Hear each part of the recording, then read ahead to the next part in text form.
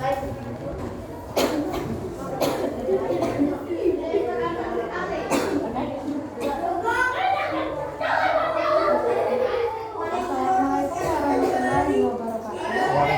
warahmatullahi wabarakatuh. Selamat pagi Bapak Guru Bahasa Inggris yang kami hormati.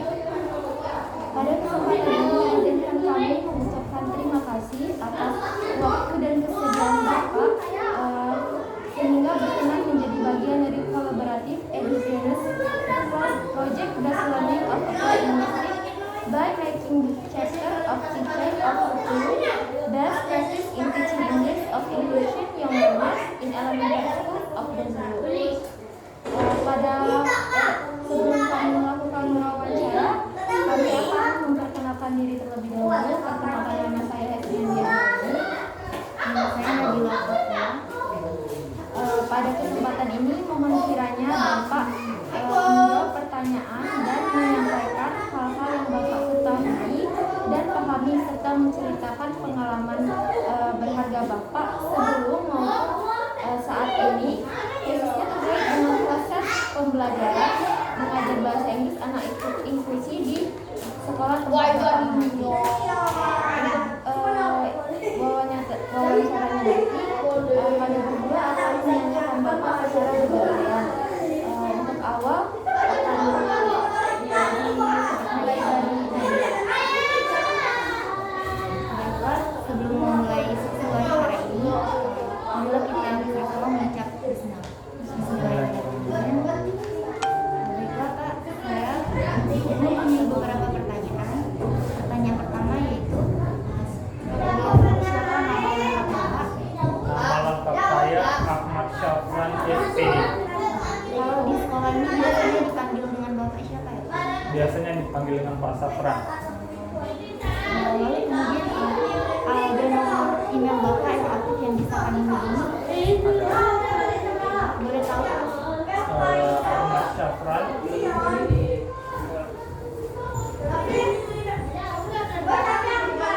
SY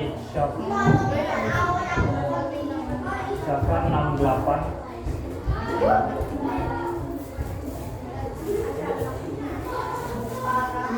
Apa ada nomor handphone yang bisa kami hubungi?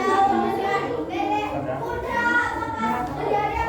Ini WA atau Boleh WA, boleh 0896 8740 1990. Kalau boleh tahu nama SD ini, nama lengkap SD ini berapa? Nama lengkap SD ini SDIT Ulul Albab. SDIT Ulul Albab ini bertempat di mana ya? Bertempat di Jalan WR Supratman. Tepatnya di Gang Jalan Penantian. Pertanyaan selanjutnya, bisa Bapak deskripsikan tentang sekolah yang Bapak mengajarkan? Dan sekolah ini adalah sekolah dasar Islam terpadu, yang artinya adalah sekolah yang berbasis Islam. Ini kayaknya masuk nggak itu? Wow, nggak langsung aja ya.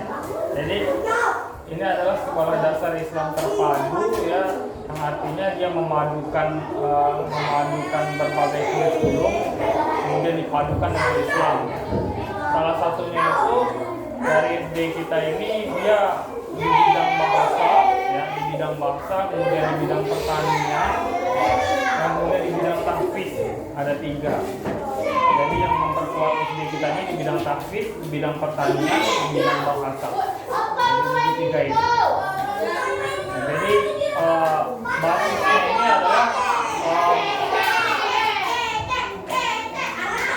jadi basisnya ini adalah kita ini membangun pribadi-pribadi yang islami ya. Agar untuk membangun peradaban yang mulia, peradaban Islam yang mulia. Terima kasih Pak. Baiklah, pertanyaan selanjutnya, apakah pelajaran bahasa Inggris itu diajarkan di sekolah ini? Pelajaran bahasa Inggris itu diajarkan di sekolah ini mulai dari kelas 3, 4, 5, dan 6. Pelajaran wajib atau hanya Ini adalah pelajaran muatan lokal. pembelajaran wajib. Kemudian berapa jumlah anak ini sih yang ada di SDI Darul Azhar? Kalau yang saya ajar itu ada sekitaran 2. Ada sekitar 2. Nah, tapi yang kelas 1 saya nggak tahu, belum tahu ya. Kelas 1, kalau yang saya ajar 3 dan 4 tuh ada 2. Itu gabung dengan kelas, ada kelas khususnya atau gabung dengan anak yang lain? Dia gabung dengan anak yang lain, tapi pembelajarannya itu dibedakan. Jadi pembelajarannya itu dibedakan. Untuk anak yang normal itu diajarkan secara normal, kemudian setelah itu guru itu memberikan pembelajaran yang berbeda kepada yang inklusi tadi. Jadi khusus, tapi di jam yang sama. Kemudian boleh tahu latar belakang pendidikan Bapak, dari SD, SMP, SMA, kuliahnya di mana? Kalau saya itu latar belakangnya SD negeri, kemudian SMP negeri, kemudian SMA-nya SMA negeri, tapi di situ muatan lokalnya banyak bahasa Arab, kemudian banyak fikih, banyak ulumul Quran dan lain sebagainya. Untuk SMP juga saya banyak ngikutin ekstrakurikuler yang berkaitan dengan Al-Quran kayak gitu. Seni baca Al-Quran waktu SMP, waktu SMA juga begitu. Kemudian waktu kuliah saya ini tamatan dari IAIN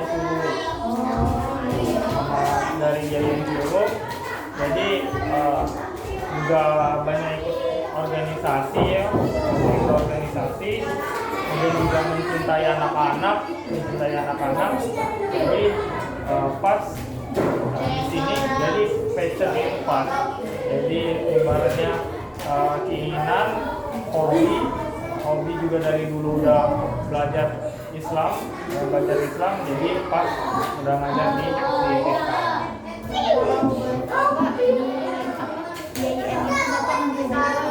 Kalau di IAIN saya mengambil jurusan bahasa Inggris.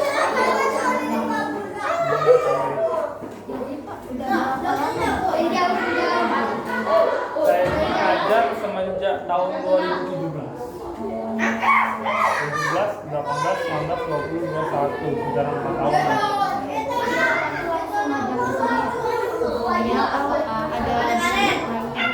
Sebelum tamat dari kuliah, nunggu kelulusan, udah ngajar di sini.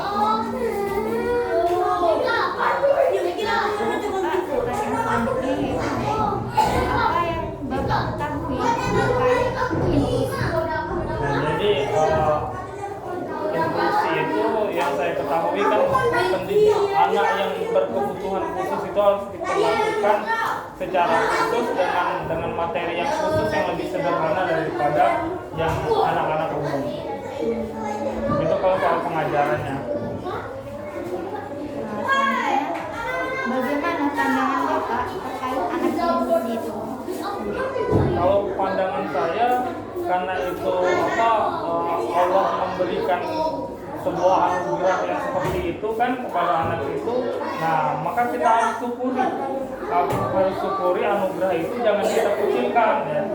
Kalau ibaratnya pembelajaran dia kita kucilkan, misalnya kita khususkan kelasnya, misalnya kan kita khususkan kelasnya, bisa jadi dia tidak ada teman, tapi ternyata anak inklusi itu di sini juga diterima oleh teman-temannya juga toleransi terhadap anak tadi. Jadi kan kalau yang di kelas 3 itu dia itu kesulitan untuk berbicara. Jadi teman-temannya bantuin, Pak, si Alka ini dia mau ngumpulin tugas, dia bingung cara menyampaikannya tuh. Jadi teman-temannya membantu kayak gitu. Nah, jadi langsung dia hampirin, sudah tugasnya langsung dikoreksi tugasnya.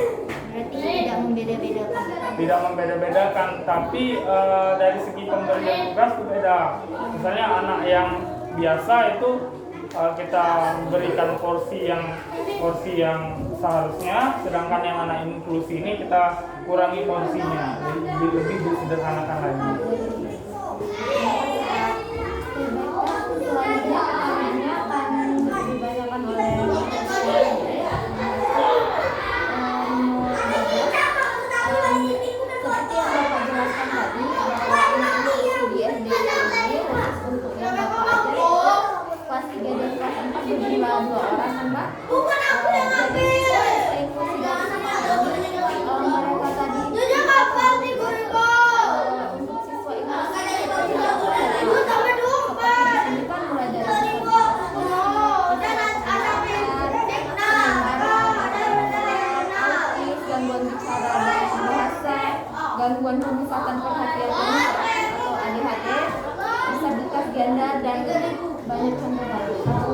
sendiri fisik lain. Nah, kalau yang kelas 3, dia ini gangguan bahasa. Gangguan bahasa, yaitu kalau hafalan atau hafalan kosakata dia bisa ngikutin. Bisa ngikutin, namun pronunciation-nya agak kurang. Kalau di hafalan, dari segi hafalan Al-Quran dia bisa ngikutin. Bisa ngikutin, bahkan hafal surah An-Naba hafal. Surah An-Naba hafal di 30 itu ada beberapa surat dia udah hafal. Nah, jadi begitupun dengan bahasa Inggris.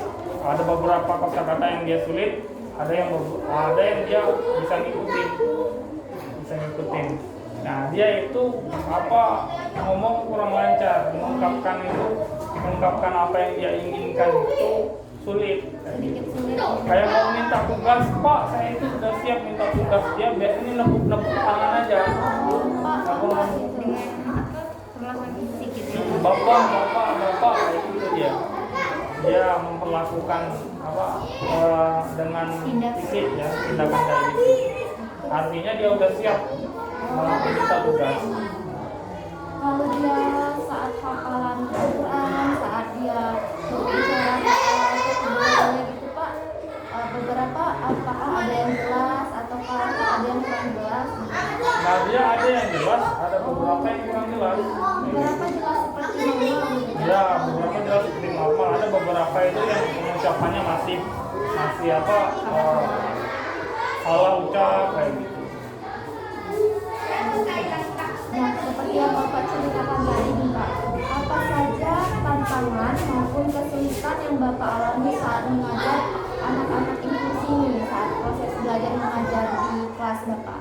Nah, tantangannya mungkin ya, kita masih belum maksimal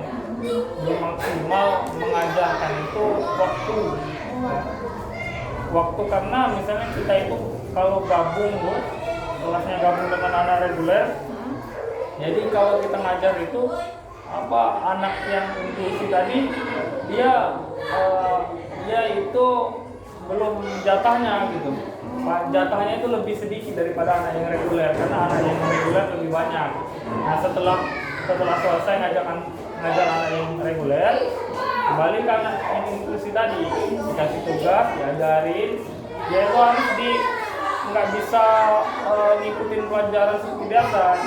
Dia langsung didekatin, kita ajarin. Contohnya misalnya menyalin sebuah kata, menyalin kata-kata, mengucapkan kata-kata. Nah, kita itu harus didekatin betul anaknya secara personal. Saat belajar bahasa Inggris ini memang Bapak sendiri atau ada guru yang mendampingi? Nah, kalau anak kelas 3 dan kelas 4 ini sendiri. Oh, Bapak sendiri. Kalau anak kelas 1 itu 2 gurunya. Jadi ada yang mendampingi lagi. Ada guru pendamping. Ya, ada yang mendampingi lagi. Setahu saya kelas 1 juga ada anak inklusi. Tapi gurunya 2. Karena anak-anak kelas 1 lebih sulit untuk dikondisikan. Kalau anak-anak kelas 3 dan 4 itu sudah mudah dikondisikan. Jadi kita kondisikan dulu anak-anak yang normal, kemudian baru kita anak-anak yang inklusi tadi baru kita kasih treatment. Setelah mendengar cerita Bapak nih Pak, sebelumnya boleh saya tahu Pak, apa motivasi Bapak sehingga Bapak mau mengajar anak inklusi? Seperti yang kita tahu kan Pak, kalau mengajar anak inklusi tentunya butuh kesabaran yang ekstra gitu Pak. Nah, jadi motivasi saya salah satunya itu harus pendidikan itu kan harus merata. Pendidikan itu harus merata, harus ibaratnya tidak membeda-bedakan kan. Dalam hadis juga pendidikan itu wajib bagi kaum muslim dan muslimah kan. Artinya apa? Pendidikan itu harus diberikan kepada seluruh anak manusia di muka bumi ini agar mereka itu dicerdaskan kan? Karena dengan cerdas itu Allah bukakan pintu-pintu surganya. Allah mudahkan untuk kita menuju pintu surganya. Jadi salah satunya itu bersemangat gitu kan. Artinya semuanya itu kan mendoakan kita ketika kita ngajar, itu mendoakan kita, bahkan semut-semut yang di dalam tanah juga kan itu mendoakan kita atas pahala yang kita bagi kepada anak-anak. Jadi begitu. Jadi itulah yang membuat motivasi saya agar tidak membeda-bedakan mana anak yang normal, mana anak yang tidak, yang belum cukup lah istilahnya. Bapak, apakah ada pengalaman khusus yang menarik atau berkesan selama Bapak mengajar anak-anak inklusi di kelas Bapak? Mungkin di pengalaman menariknya ketika mereka ini bisa setelah kita ajarkan sekali mereka belum paham, ya. Ajarkan 2 kali mereka belum paham, ajarkan 3 kali mereka belum paham. Tapi namun setelah proses itu 1 semester berlalu, kalau kita lihat dia perkembangannya dari awal dulu tidak bisa, ternyata pas sudah di akhir semester ada perubahan, walaupun sedikit perubahan itu, nah itu membuat hati ini menjadi senang gitu. Artinya apa? Ada perubahan di anak ini kan, walaupun sedikit kan. Dari dia tidak bisa menghafal kosakata, kemudian dia bisa menghafal kosakata dari 0, bisa jadi 20 kosakata sudah dia hafal. Jadi tantangan tersendiri untuk Bapak. Jadi tantangan sendiri, jadi tantangan kesabaran kan. Kan biasanya kan orang tua kan mana nih hasilnya dari pendidikan ini kan. Nah, dijelaskan lagi, tantangan kita bukan ke anak saja, ke orang tua juga. Tantangannya, Pak, gimana Pak targetnya ini Pak nggak tercapai Pak. Bu, karena anak kita ini mempunyai kebutuhan khusus yang satu ini kita harus maklumi Bu. Karena mengajar itu bukan hasil sebenarnya. Kita nikmatin prosesnya itu agar kalau kita langsung mau minta hasil, ya, bukan pendidikan, karena pendidikan itu adalah prosesnya, itulah yang penting. Itulah proses kita mendidik, menjadikan manusia, melatih manusia itu kan agar dia menjadi terdidik. Jadi tantangan yang paling besarnya itu adalah sabar dalam mengajar anak-anak. Sabar, kemudian kita itu kadang juga diminta target kan. Orang tua itu minta targetnya, Pak dia ini Pak bisa baca Pak. Padahal anaknya itu berkebutuhan khusus. Kadang orang tua itu menganggap anaknya itu bodoh. Padahal anaknya ini dia harus diperlakukan khusus gitu, bukan diperlakukan secara normal seperti anak biasa, perlu perhatian yang lebih.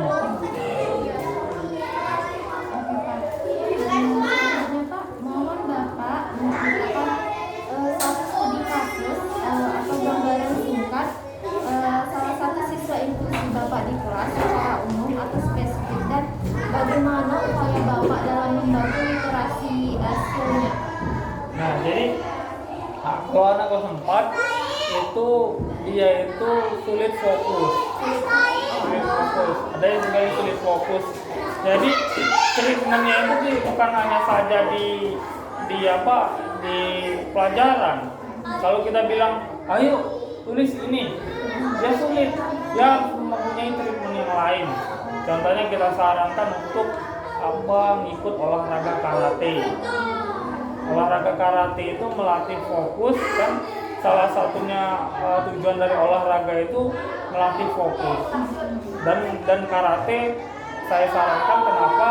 Karena karate itu kan dia mengeluarkan seluruh tenaga kan, meluapkan emosi. Bisa jadi ada emosi yang dia terpendam kan, jadi fokus. Setelah itu dia fokus, karena kan kalau karate kalau nggak fokus ya dia kena tinju kawannya kayak gitu, dia kena tinju kawannya. Ya, jadi salah satu tujuan olahraga itu adalah fokus. Jadi ada treatment lain selain mengajar ini. Tadi kan sabar, kemudian secara langsung personal, kemudian ada lagi olahraga. Dia ini harus olahraga, ngikutin olahraga.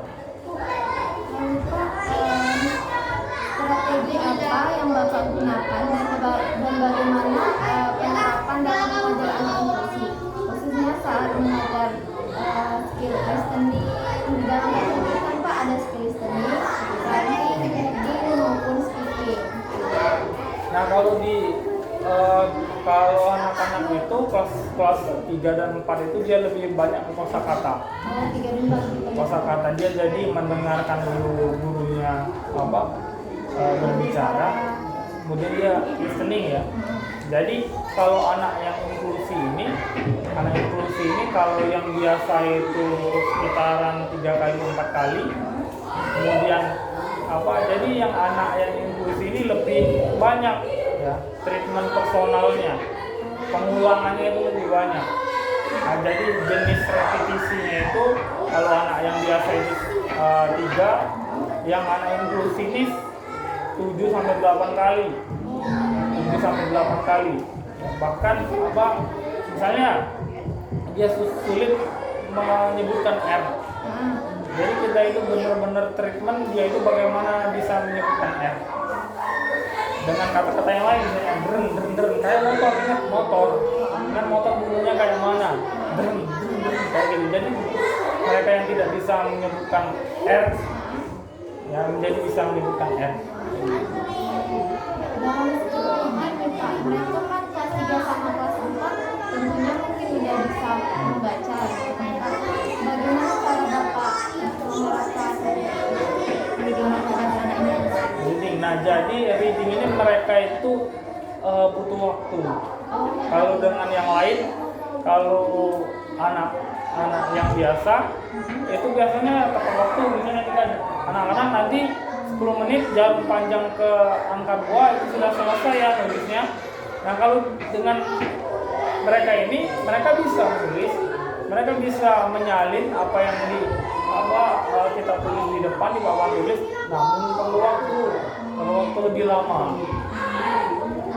Yaitu kayak yang fokus tuh, kita tanyain, sudah belum?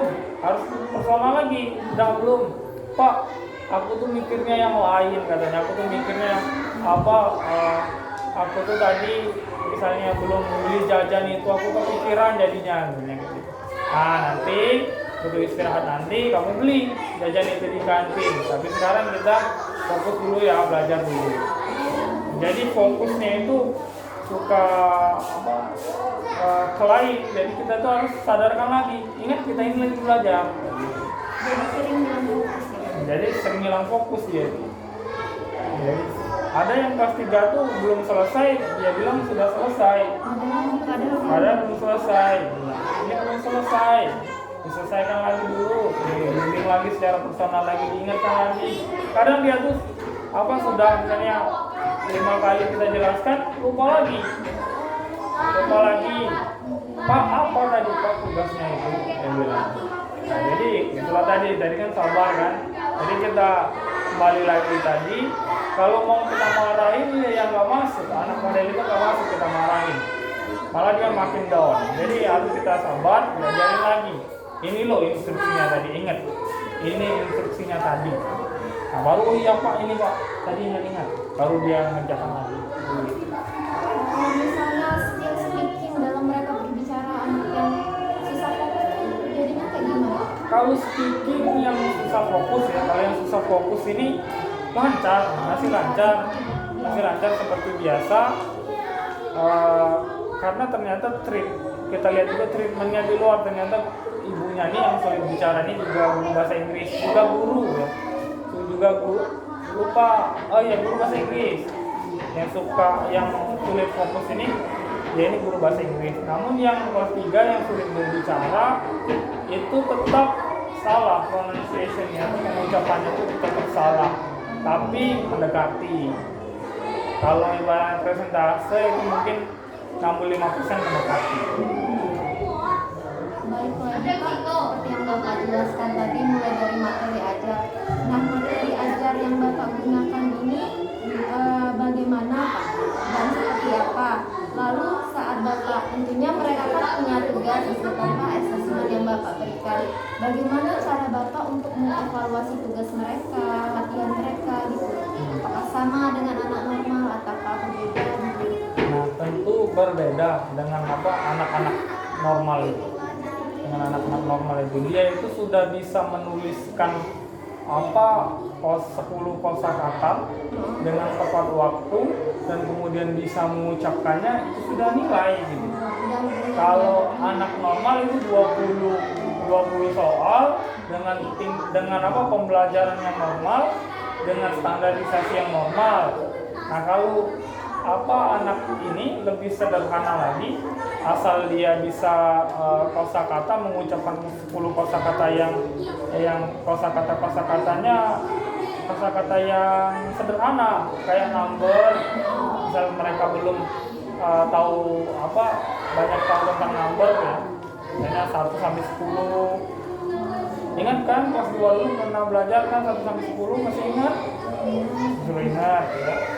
Kemudian coba ini kalau 11 nih gimana? Nah, jadi lebih sederhana. Misalnya dari tadi kan 10, paling 10 itu udah kita kasih nilai.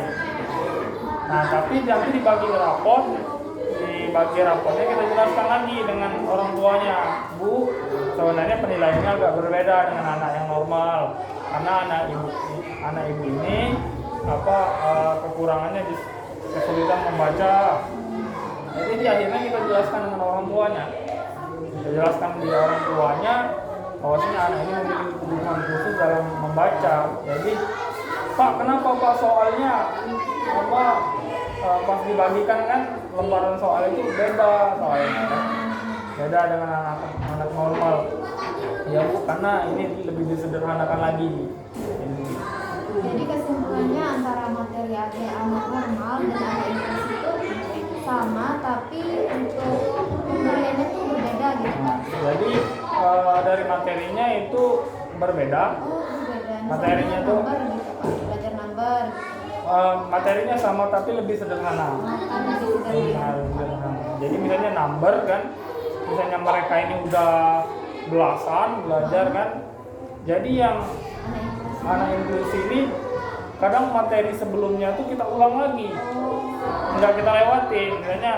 Misalnya materi minggu ini 1 sampai 10, minggu depan anak normal sudah sampai 20, anak inklusi ini masih 1 sampai 10. Misalnya Pak, kalau anak normal udah selesai di chapter ini atau materi ini, sedangkan anak inklusinya belum, untuk pengajaran selanjutnya anak normal mendapatkan materi baru, sedangkan mereka masih di chapter itu. Pokoknya sampai benar-benar mereka selesai. Sampai mereka selesai. Kemudian karena mereka ini penilaiannya nanti tidak sama dengan penilaian anak normal. Sebelumnya setelah Bapak bercerita panjang lebar, banyak sekali yang kami jadikan pengalaman gitu Pak. Terus Pak, apa saja sih Pak suka duka Bapak dalam mengajar anak-anak inklusi di sekolah ini? Pasti banyak pengalaman. Kalau pengalaman sih ada yang lucu ya, ada yang lucu itu dia pengalaman guru lain sih. Pengalaman yang saya ini yang kelas 3 ini belum ada. Dia itu kesulitan mengungkapkan dengan yang kelas 3. Jadi dia itu buang air besar ini di kelas karena dia sulit mengungkapkan. Terus badannya juga obesitas, jadi dia tuh malas berdiri. Jadi dia itu berdiri, kalau mau berdiri itu dibantuin kawan-kawannya dibantuin. Tapi kalau dia kebelet, kalau kawan-kawannya lambat bantuin, udah BAB itu BAB di tempat dia. Biasanya guru-guru cewek langsung bawanya ke WC untuk menanganinya, ditangani. Biasanya dia tuh memang dibawakan orang tuanya celana double. Karena antisipasi gitu ya Pak. Antisipasi. Kalau dukanya Pak gimana Pak? Itu tadi duka. Itu tadi dukanya. Kalau lucunya mereka ini suka lupa apa yang kita sampaikan. Jadi apa pak, kayak gitu. Jadi lucunya sih apa yang udah kita sampaikan tuh kadang Lupa entah itu duka atau kelucuan apa dua-duanya sih sama duka campur lucu sih model itu. Jadi harus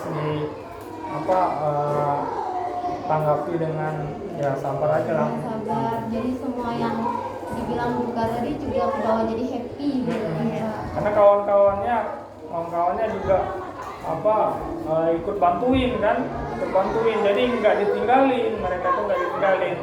Kadang kan ada yang memiliki kebutuhan khusus, kawan-kawannya mengucilkan.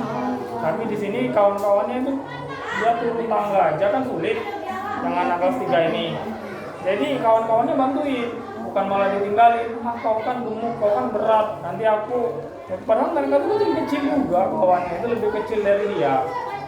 Kebanyakan kan Pak, banyak terjadi kayak perundungan atau kuliah saat anak itu sekolah di tempat teman-teman yang normal kan Pak, dan nggak sedikit kasus, kebanyakan kan seperti itu. Nah memang terjadi perundungan itu ketika yang baru masuk. Contoh kayak gini, anak-anak kelas 1 kan baru masuk tuh, entah ada background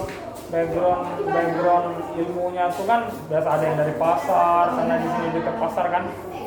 Jadi mulai masuk tuh, pertama kali dia melihat anak inklusi itu pasti dia ngejek, gendut kayak gitu kan.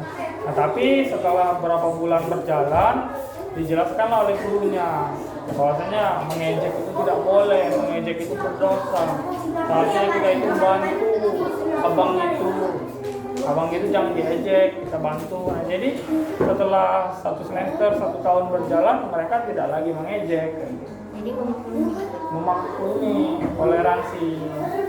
anak yang tanggapannya atau karena Kalau anak inklusi tadi, dia kalau yang kelas 3 dia senang dengan gerak sih, walaupun dia